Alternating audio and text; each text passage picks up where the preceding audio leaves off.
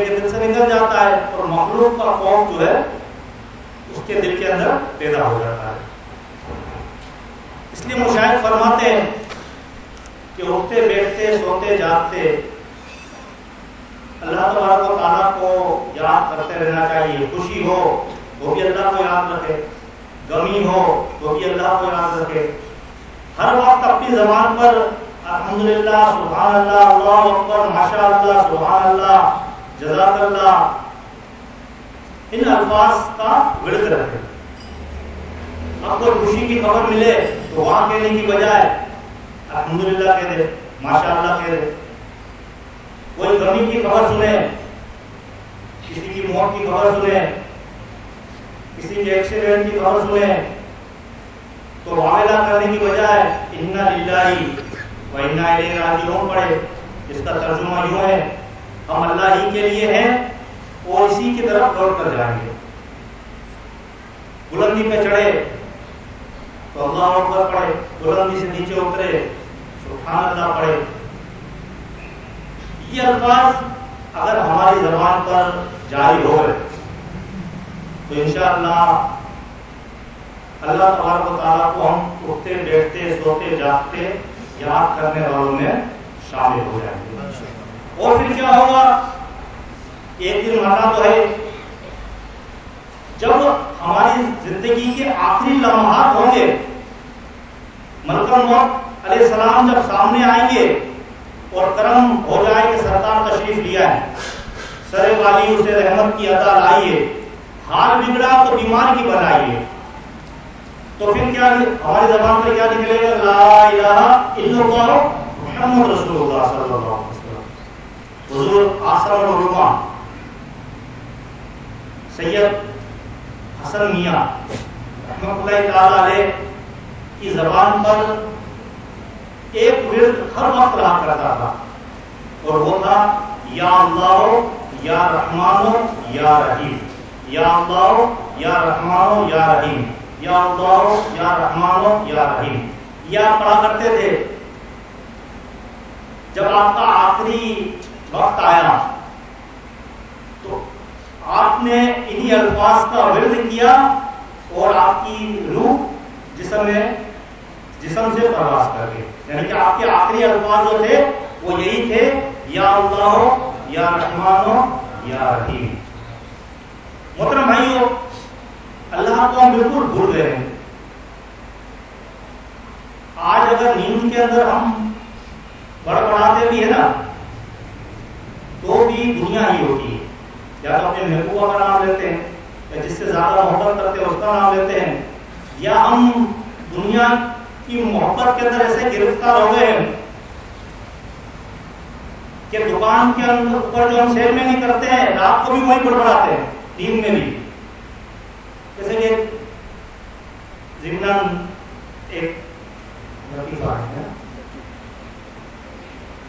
ایک سیل مین تھے تو دکان پر, اور سیل مین ہم رکھتے بھی اسے ہیں جو زیادہ چکنی باتیں کرے تاکہ وہ آپ کو پٹا سکے, نمٹا سکے. وہ سیل مین جو تھے وہ سارا دن 20 روپے میٹر 20 روپے میٹر 20 روپے میٹر 20 روپے میٹر کرتے رہتے تھے. اب رات کو وہ سوئے, لنگی پہن کر سوئے وہ, تو جب نیند آئے تو نیند کے اندر بھی دکان ان کی ذہن میں گھوم رہی تھی. تو دکان پر وہاں کہتے ہیں کہ دکان پر بہت رش ہے, 20 کلو میٹر 20 کلو میٹر 20 کلو میٹر, اور چل کر کے آواز آئی. تو برابر بیگم سوئی بھی تھی, اٹھ گئی آواز سے, کیا ہوا؟ تو پتا چلا کہ وہ سیل مین نے اپنی لنگی پھاڑ دی. تو وہ 20 روپے وہ نیند کے اندر یا عورت نے یا مرد نے کہا بھائی دے دو, تو اس نے بڑا چل کر دیا, تو پھر لنگی پھاڑ دی. تو اس طرح نیند کے اندر بڑبڑاتے ہیں. نیند میں دیکھا ہوگا وہ کہاں ہے, یہ کہاں ہے. نیند کے اندر یہ نہیں ہوتا کہ کروٹ بدلے تو اللہ کہے, یا جب سو کر اٹھے تو الحمدللہ کہے, یا سونے کی اٹھنے کے بعد کی دعا پڑھے الحمدللہ احیانا بعد ما ماتنا والیہ النشور. سوتے وقت یہ دعا پڑھے بسمک اللہم احمد و احیا, کہ اللہ میں تیرے نام پر سوتا ہوں اور تیرے نام پر اٹھتا ہوں. یہ دعا پڑھے اور جب اٹھے تو اللہ کا اس طرح شکر کرے الحمدللہ الذی احیانا بعد ما اماتنا والیہ النشور. یا اللہ تیرا شکر ہے تو نے مجھے نیند کے بعد پھر جگایا, موت کے بعد پھر تو نے مجھے زندگی عطا فرمائی. کیونکہ نیند جو ہے وہ موت کی بہن ہے. نیند کیا ہے؟ موت کی بہن ہے. نیند کے اندر بندہ اپنے میں نہیں ہوتا, وہ ایک طریقے سے مرا ہوا ہوتا ہے. تو اللہ کا شکر ادا کرے, یا اللہ تیرا لاکھ لاکھ شکر ہے کہ تو نے مجھے سلایا اور سلانے کے بعد پھر اٹھایا. بعض لوگ ایسے ہوتے ہیں جو سوتے ہیں تو پھر صبح اٹھتے نہیں ہیں. تو اللہ کا شکر ادا کرے, یا اللہ تیرا شکر ہے تو نے مجھے سلایا, سلانے کے بعد پھر تو نے مجھے اٹھایا. آج ہم جو معاملہ کرتے ہیں, کوئی نقصان ہو جاتا ہے تو گلا شکوہ کرتے ہیں. اس کی وجوہات یہی ہے کہ ہم نے ہر چیز کو اپنا سمجھ لیا ہے, حالانکہ ہماری کوئی چیز نہیں ہے. ہم جب دنیا میں آئے تھے تو ہمارے جسم پر کپڑے نہیں تھے, ہمارے جسم پر کپڑے نہیں تھے. کوئی کہہ سکتا ہے میں کپڑے پہن کر آیا تھا؟ نہیں, سب ننگے آئے تھے. ہم بالکل ننگے آئے تھے. ہماری کوئی چیز نہیں ہے. یہ سانس جو ہم لے رہے ہیں نا, یہ بھی ہماری نہیں ہے. یہ سانس اوپر کے اوپر رہ جائے, نیچے کے نیچے رہ جائے, پتہ نہیں ہے. آج ہم بیٹھے ہوئے ہیں, اٹھ نہ سکے. آج کی رات ہو سکتا ہے قبرستان کے اندر ہوں, ہمیں کچھ پتہ نہیں ہے. تو ہماری کوئی چیز نہیں ہے. آج جو ہم دنیا کی ٹینشن کے اندر مال کا نقصان ہو جاتا ہے, کاروبار کا نقصان ہو جاتا ہے, تو ہم پریشان ہو جاتے ہیں, ڈپریشن کے مریض ہو جاتے ہیں. اس کی وجوہات کیا ہے کہ ہم نے ان چیزوں سے محبت کر لی, ان چیزوں کو دل میں اپنے بٹھا لیا. حالانکہ ایک بزرگ یہ بہت قیمتی قمیص ہو گئی. لوگوں نے کہا حضور آپ کی وہ قمیص ہو گئی, تو آپ نے کہا انا للہ و انا الیہ راجعون. تھوڑی دیر کے بعد اتنا ہی حضور وہ تو آپ مل گئی, اور الحمدللہ. لوگوں نے کہا جب ہوئی تو کیا آپ کو غم نہیں تھا اور ملی, تو آپ کا چہرہ نارمل بالکل. آپ نے کہا الحمدللہ کا شکر ہے. انہوں نے فرمایا کہ ہم کسی چیز کو اپنا سمجھتے نہیں ہیں, سب اللہ کا ہے. دی اس کا شکر ہے, لے لی تو اس کا شکر ہے. ہم کیا ہے؟ ہم کچھ بھی نہیں ہیں. ہم نے اللہ تبارک و تعالیٰ کو بالکل بھلا دیا. اللہ تبارک و تعالیٰ کا ذکر ہم ہر حالت میں کرتے رہیں گے, اس کا شکر ادا کرتے رہیں گے, تو یہ ہماری دنیا بھی سمجھ جائے گی. اور دنیا کے بعد جو دوسرے جہاں میں جانا ہے, عالم ارواح کے اندر, مرنے کے بعد ہمیں کہاں جانا ہے؟ عالم ارواح کے اندر جانا ہے. وہ بھی ہماری اچھی ہو جائے گی. پھر عالم ارواح سے عالم قیامت میں جانا ہے, وہ بھی ہماری اچھی ہو جائے گی. کیونکہ انسان کا خاتمہ ایمان پر ہو گیا, اس کی دنیا بھی سنور گئی, اور اس کی قبر بھی سنور گئی, اور اس کی آخرت بھی سنور گئی. آج دنیا دنیا دنیا کرتے ہیں, لیکن دنیا ہمارے ہاتھ نہیں آتی. نہ کسی کے ہاتھ آئی, نہ ہمارے ہاتھ آئی. بابا محمد عمر قادری برکاتی رحمۃ اللہ تعالی علیہ, آخری وقت تھا, آپ محمد اسپتال کے اندر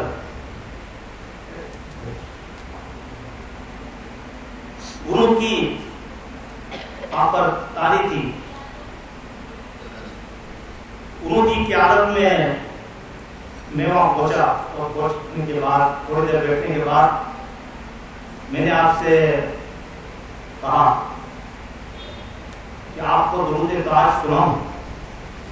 حالانکہ ڈاکٹروں نے کہا کہ آپ بالکل گنود کی میں ہیں, یوں سمجھ لیجیے کہ آپ مراقبے میں تھے.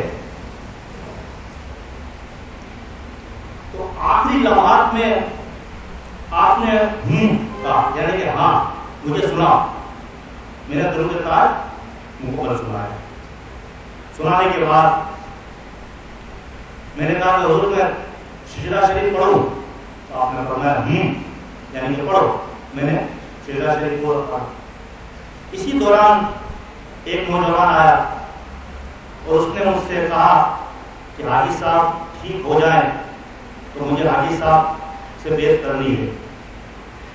تو میں نے کہا کہ وقت کچھ لگتا نہیں ہے, موقع سے فائدہ اٹھائیے اور ابھی آپ بیعت کر لیجیے. اب بیہوشی کے عالم میں کیسے بیعت ہو؟ تو میں نے حاجی صاحب رحمۃ اللہ تعالیٰ علیہ کے کام کے اندر کہا کہ ایک نوجوان آیا, وہ آپ کے سلسلے میں داخل ہونا چاہتا ہے, آپ سے بیعت کر لیجیے. تو میں نے اس لڑکے کا ہاتھ پکڑ کر حاجی صاحب کے ہاتھ میں دے دیا. حاجی صاحب نے اپنے ہاتھ کے اندر اس کا ہاتھ پکڑ لیا.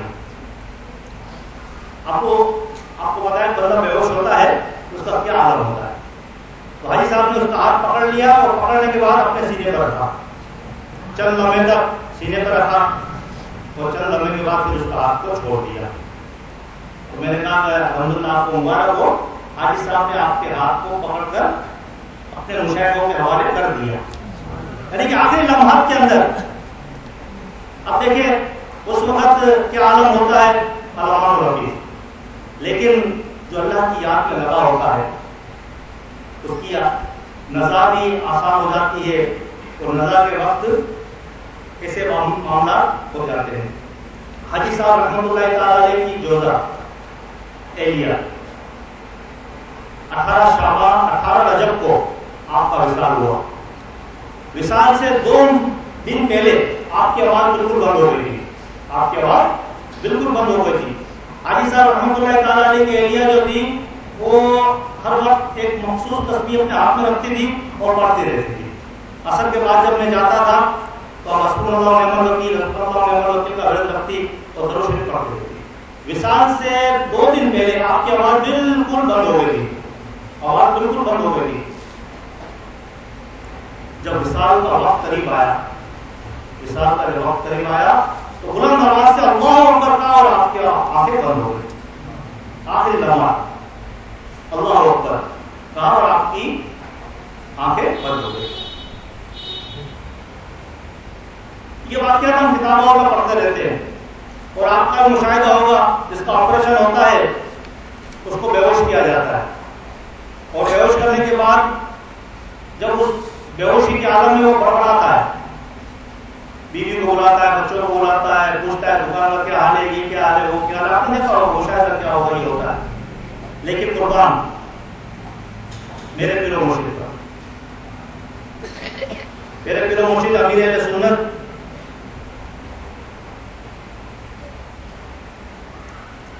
کا آپریشن ہوا،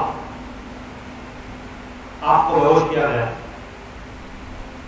بے ہوش ہونے سے پہلے آپ نے یہ فرمایا کہ مجھے میرا آپریشن ان اوقات میں کیا جائے کہ میری کوئی نماز قضا نہ ہو. میرا آپریشن ان اوقات میں کیا جائے کہ میری کوئی نماز بے ہوشی کے عالم میں، جنونی کے عالم میں قضا نہ ہو. اس معاملے کو سامنے رکھتے ہوئے آپ کا آپریشن ہوا.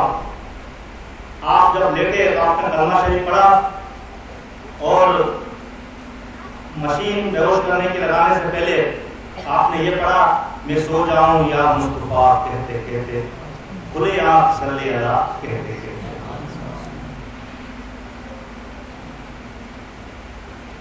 آپ نے کلمہ شریف پڑھا، صلی اللہ علیہ وسلم پڑھا اور آپ کا آپریشن ہوا. آپریشن ہونے کے بعد جب آپ کو روم میں شفٹ کیا گیا اور آپ کو ہوش آنے لگا تو درد کی وجہ سے آپ نے واویلا شور نہیں کیا بلکہ کلمہ شریف لا الہ الا اللہ محمد رسول اللہ یا اللہ یا حی یا قیوم کا ورد آپ نے شروع کر دیا. اور ساتھیوں سے پوچھا کیا فجر کا ٹائم ہو گیا ہے، کیونکہ آپ کا آپریشن رات کو شام کے بعد تھا. تو آپ نے اپنے ساتھیوں سے پوچھا کیا فجر کا ٹائم ہو گیا ہے، اگر فجر کا ٹائم ہو گیا تو مجھے پاک کر دیا جائے، مجھے نماز ادا کرنی ہے. مجھے پاک کر دیا جائے، مجھے نماز ادا کرنی ہے. ساتھیوں نے بتایا کہ ابھی تو فجر کو کافی ٹائم ہے. پھر آپ نے مناجات شروع کر دی اللہ تعالیٰ کی بارگاہ میں. درد ہو رہا ہوگا، یقیناً ہو رہا ہوگا آپریشن، جسم کو کاٹنا اس کے بعد اس کا درد. لیکن جو اللہ کی یاد میں مصروف ہو جاتا ہے اسے کسی چیز کا درد نہیں ہوتا. جیسے کہ نوح علیہ السلام کو حکم ہوا کہ طوفان آنے والا ہے، جو مسلمان ہو گئے ہیں آپ ان سے کہہ دیجئے کہ وہ کشتی کے اندر آ جائے، طوفان فلاں وقت آئے گا. نوح علیہ السلام نے تمام مومنین کو کہہ دیا کہ فلاں ٹائم طوفان آئے گا، جو کشتی میں بیٹھ جائے گا وہ بچ جائے گا. تو نوح علیہ السلام نے ایک بڑھیا کو بھی کہا کہ اماں جان فلاں وقت آپ کشتی میں آ جانا، طوفان آئے گا. تو اس بڑھیا نے کہا اے نوح جب طوفان آنے لگے آپ مجھے لے جانا. نوح علیہ السلام نے کہا ٹھیک ہے. طوفان آیا اور کئی سال تک طوفان آیا. طوفان ایسا آیا کہ پوری دنیا کے اندر پانی پانی ہو گیا اور نوح علیہ السلام اما کو لے جانا بھول گئے. حالانکہ نبی بھولتا نہیں ہے، بھول جو ہے یہ عیب ہے. نبی کے اندر کوئی عیب نہیں ہوتا، لیکن مصلیحت ہوتی ہے. نوح علیہ السلام بھول گئے، طوفان آ گیا، طوفان اس نے تباہی مچائی اور جو مسلمان کشتی میں بیٹھ گئے تھے وہ بچ گئے، باقی تمام ہلاک ہو گئے. جب کشتی پہاڑی کے کنارے لگی تو نوح علیہ السلام کو یاد آیا کہ میں نے اس بڑھیا سے وعدہ کیا تھا، وہ تو مر گئی ہوگی پانی کے اندر، میں نے اس کو اٹھایا نہیں. جیسے ہی نوح علیہ السلام کی کشتی کنارے سے لگی، نوح علیہ السلام آگے بڑھے تو کیا دیکھتے ہیں کہ جھوپڑی ویسی کی ویسی کھڑی ہے. نوح علیہ السلام اندر گئے، سلام کیا تو اس بڑھیا نے کہا کیا طوفان آنے والا ہے، چلوں میں؟ تو نوح علیہ السلام نے کہا کہ اماں جان طوفان آ کے چلا بھی گیا. تو اس نے کہا کہ میں اللہ کی یاد میں ایسی مصروف تھی، مجھے پتہ ہی نہیں تھا کب طوفان آیا اور کب گیا. وہ جو اللہ کی یاد میں لگ جاتا ہے اسے درد ہوتا ہے لیکن وہ کراہتا نہیں ہے، وہ یا اللہ یا رحمان یا رحیم پڑھتا رہتا ہے. تو امیر اہل سنت کو جب ہوش آنے لگا تو آپ نے سب سے پہلے کیا پوچھا؟ کلمہ شریف پڑھا، اور کلمہ شریف پڑھنے کے بعد آپ نے پوچھا کیا فجر کا ٹائم ہو گیا ہے؟ تو ساتھیوں نے کہا نہیں، ابھی فجر کا کافی ٹائم ہے. اسلامی بھائیوں نے نعت شریف شروع کر دی اور آپ نے اللہ تعالیٰ کی بارگاہ میں مناجات شروع کر دی. کیا مناجات کی وہ سنیے. یا اللہ میں تیرا حقیر بندہ ہوں، آپ کی راضی ہے. یا اللہ میں تیرا حقیر بندہ ہوں، یا رسول اللہ میں آپ کا اپنا غلام ہوں، الحمدللہ میں غوث اعظم کا غلام ہوں. اے اللہ میرے گناہوں کو بخش دے، اے اللہ میری مغفرت فرما، اے اللہ میرے ماں باپ کی مغفرت فرما، اے اللہ میرے بھائی بہنوں کی مغفرت فرما، اے اللہ میرے گھر والوں کی مغفرت فرما، اے اللہ حاجی مشتاق کی مغفرت فرما، اے اللہ تمام دعوت اسلامی والوں کی مغفرت فرما، اے اللہ محبوب صلی اللہ علیہ وسلم کی ساری امت کی مغفرت فرما. آپ ان دعاؤں کی بار بار تکرار کرتے رہے، ذکر اور درود میں مشغول ہوتے، کبھی کلمہ پڑھتے، درود شریف پڑھتے. جو اللہ کی یاد میں لگ جاتا ہے تو اس کی زبان پر اللہ اللہ ہی ہوتا ہے. آج ہم اللہ کو بھول گئے، دنیا داروں سے ڈرتے ہیں، اللہ سے نہیں ڈرتے، ہے نا. ایک شخص کا، ایک عورت کا دل آ گیا. جب عورت اکیلی اس کو ملی تو اس نے کہا کہ میں تجھ سے محبت کرتا ہوں، تیرا کیا خیال ہے؟ تو اس عورت نے کہا کیا سب سو گئے، سب لوگ سو گئے ہیں؟ تو مرد سمجھا شاید یہ عورت راضی ہو گئی ہے. تو عورت مرد نے کہا کہ ہاں سب لوگ سو گئے ہیں. عورت نے کہا کہ اس کے بارے میں تو کیا کہتا ہے جو کہ اللہ ہے، کیا وہ بھی سو گیا ہے؟ اس نے کہا نہیں، اللہ نہیں سوتا، نہ اسے نیند آتی ہے نہ اسے اونگ آتی ہے، اسے اونگ بھی نہیں آتی. تو بولا جو نہ سوئے اس سے تو زیادہ ڈرنا چاہیے. تو اس عورت کے الفاظ اس مرد کو ایسے دل پہ لگے کہ اس نے توبہ کر لی. پیارے بھائیوں، ہم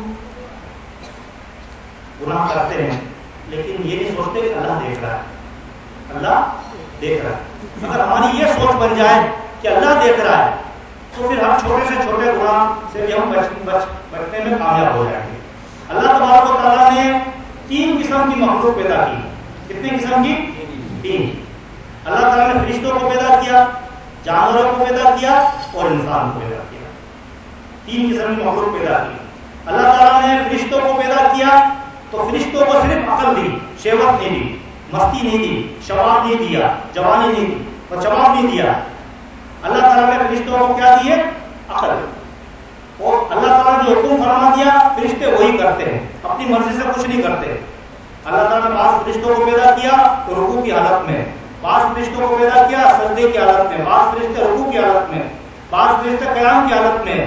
اللہ نے جو حکم فرمایا وہی کرتے ہیں. بعض فرشتوں کو پیدا کیا کہ تمہیں ماؤں کے پیٹ کے اندر بچوں کی صورتیں بنانی ہے، بعض فرشتوں ایک فرشتے کو مقرر کیا تمہیں روح قبض کرنی ہے، تمہیں قیامت کے دن سور پھونکنی ہے، تمہیں انبیاء علیہ السلام تک وہی پہنچانی ہے، تمہیں بارش برسانی ہے، تمہیں رزق پہنچانا ہے، فرشتوں کو مقرر کر دیا، عقل دے دی. اور اللہ تعالیٰ نے دوسری مخلوق پیدا کی جانور حیوانات، جس کو شہوت دی، عقل نہیں دی. کیا دی؟ شہوت دی، مستی دی، عقل نہیں دی.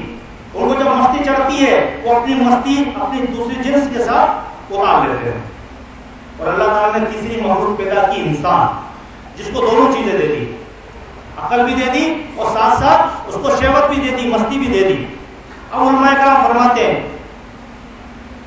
جس کی شہوت، جس کی مستی اس کی عقل پر غالب آ جائے، مستی عقل پر غالب آ جائے، وہ شخص جانور سے بدتر ہو جاتا ہے. وہ شخص جانور سے بھی بدتر کون ہو جاتا ہے؟ جس کی عقل شہوت پر غالب آ جائے، جس کی شہوت عقل پر غالب ہو جائے، جس کی شہوت عقل پر غالب آ جائے وہ شخص جو ہے جانور سے بدتر ہو جاتا ہے. اور جس کی عقل اس کی شہوت پر غالب آ جائے وہ فرشتے سے افضل ہو جاتا ہے. تو پیارے بھائیوں، اللہ کا خوف اپنے دل میں پیدا کرنے کے لیے علماء اکرام نے یہی فرمایا کہ ہم ہر وقت اللہ کا ذکر کرتے رہیں، خوف خدا سرگرم رہیں.